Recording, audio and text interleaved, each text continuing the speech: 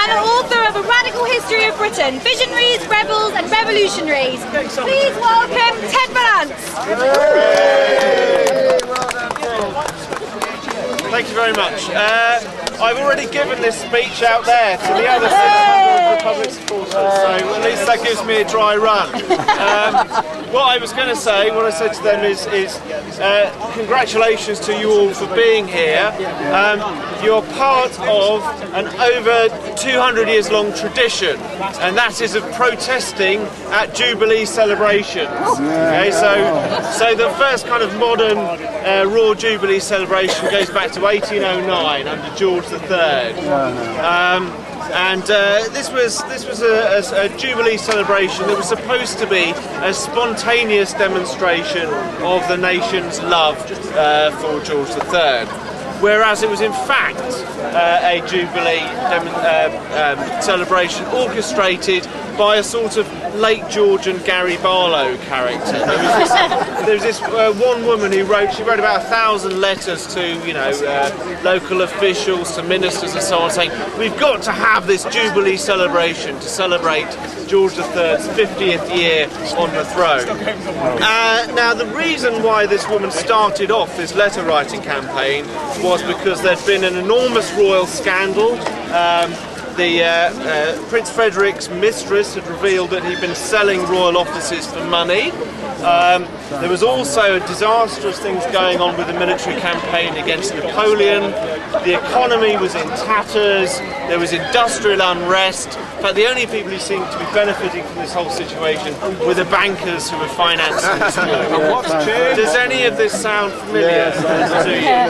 So, the Jubilee celebrations, I think, then as now, were there to paper over the cracks of the problems with our democracy, the problems with our society. And it's not just a pageant, it's not just a day of national celebration, these are political propaganda exercises. And I'd just like to congratulate you all for being here and being part of this dissenting tradition that isn't going to allow this mainstream message just to be pumped across unchallenged. And one thing to bear in mind about that 1809 celebration is, obviously we didn't get rid of monarchy, we didn't become a republic, but radicals and republicans then did make a difference, and they changed what was going to be just an empty celebration in this year of crisis into something in which there actually had to be charitable welfare provision for poor people in the country at this time. They actually made it into more of a celebration, taking into account the ordinary people of the country. So never think what you're doing here doesn't matter. Never think that what you're doing here isn't important. Okay, you're part of a glorious tradition of radicalism and dissent in this country, and I salute you. So we've got a spontaneous addition to the programme today. It gives me great pleasure to introduce Emily Robinson from Republic. I'm not going to speak for very long. I just want to let you know I've been outside and there were hundreds and hundreds and hundreds of people. I'd say 1,000 people out there, and they're all really up for it. They're chanting, they're blocking the whole street. It's absolutely amazing. And I told them all that you were in here, and they were absolutely delighted. Lots of chanting and shouting and waving of placards. So we might feel a little bit small in here, but we're massive out there. The street is full. So feel part of something big, people.